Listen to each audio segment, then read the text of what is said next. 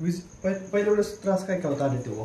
मला म्हणजे उठलं की बसलं की म्हणजे खूपच चक्कर यायची आणि मला झोपायला भीती वाटायची. म्हणजे झोपलं तर असं पूर्ण घर फिरायचं मला. चक्कर जास्त यायची आणि बाथरूमला वगैरे जायचं असलं की म्हणजे हात पकडून पकडून जावं लागत होतं. एवढं म्हणजे चक्कर असं कंटिन्यू चक्कर आणि झोपलं तरच आणि बसून राहिली तर तोपर्यंत नव्हतं चक्कर. अच्छा. आणि झोपलं जसं की म्हणजे चक्कर पूर्ण.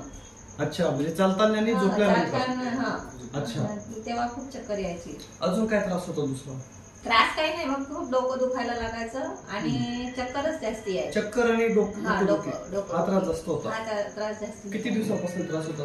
2-3 महिन्यापासून होतं. जास्तीच झालं होतं. 5-6 महिने तर म्हणजे मला असं खूप त्रास होता, पण मी यांना सांगितलं नाही. मला असं वाटत होते की मला काही टेन्शन वगैरे आलं त्याच्यामुळे असं डोकं वगैरे दुखत असेल असं वाटायचं. पण मग जास्तीच होऊन गेलं मला.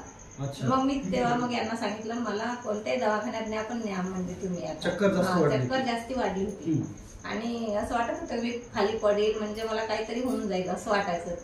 ती भीती वाटायची. तर मग यांनी मला मग चंद्रपूरला नेलं दवाखान्यात. मग तिथे त्यांनी गोळ्या औषधी दिल्या मला, इंजेक्शन पण दिले, पण काहीच आराम नाही झाला त्याच्याने. मग परत मी म्हटलं यांना की मला फुलंबरीला घेऊन चला तुम्ही. मी एकदा आली होती इथे, तिथे तुमचा दवाखाना होता ना, तिथे एकदा आली होती. आता सध्याला एकाच ठिकाणी दाखवलं तुम्ही चंद्रपूरला? हा, चंद्रपूरला दाखवलं. त्यांनी काय सांगितलं होतं? त्यांनी सांगितलं की म्हणजे आता आयुष्यभर गोळ्या घ्यावं लागेल तुम्हाला आणि चक्कर काही थांबणार नाही बा, येतच राहील. कशामुळे होतं सांगितलं नव्हतं? नाही सांगितलं काहीच. अच्छा. तर मग मला खूप भीती वाटायची, म्हणजे मी म्हणजे आता कधी कुठे पडून जाईल, काही होईल पुन्हा, त्याच्यामुळे मी खूप घाबरली होती. तर मग मी म्हटलं यांना मला फुलंबरीला घेऊन चालला तुम्ही आता. मग मी मुलीला पण फोन केला, मला असं असं होता का त्रास. तर ती म्हणे आई तू एकदा येऊन जा मग माझ्याकडे, मग आपण जाऊ म्हणे. मग म्हणून ती मग आली होती सोबत. यांना म्हणे पप्पा तुम्ही घेऊन चला आईला, तिथेच साईडला बरं वाटेल तर चला बा. मग इथे आलो आम्ही. मग मी तेव्हा इथे आले ना, मग इथून गेल्यानंतर मला लगेच चक्कर वगैरे सगळं बंद झालं. मग मी सांगितलं पण इथेच पुण्याला असताना 8 दिवस मग तिच्यासोबत परत पुन्हा आम्ही खूप फिरलो. शिर्डीला गेलो, शेगाव इथे गेलो. ती म्हणे तुझ्या जाऊन चालणं होईल का, नाही होईल का. मी म्हटलं होते का आता. इथे सिंहगडला पण चढली. भरपूर फिरली तिच्यासोबत. 8-10 दिवस राहिली इथे पुण्यातच. तर खूप छान वाटलं मला. मग तेव्हा मग बरंच वाटलं. मग आई म्हणे ती म्हणे परत पुन्हा आता तुला 2 महिन्यानं बोलवलं तर एकदा जाऊन येशील म्हणे. तर म्हटलं ठीक आहे जाईल परत. म्हणजे खूपच मला आनंद झाला इतका, म्हणजे काही विचाराचं काम नाही. मला चक्कर गेली तर. आता चक्कर 1% नाही नाही काहीच नाही. चालता फिरताना नाही. आता झोपली तरी नाही. म्हणजे मला असं झोपायला पण भीती वाटायची की झोपली तर मला असं वाटायचं का मला चक्कर येईल, परत मी चालायला गेली तर पडेल असं म्हणजे वाटत होतं. खूप घाबरली होती तेव्हा.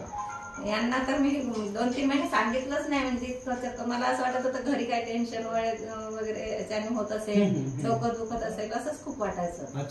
पण मग नंतर मी यांना सांगितलं मला हेच नाही झालं, सायस नाही झालं. मग मी म्हटलं यांना मला कुठेही नाही, आपण दवाखान्यात नाही.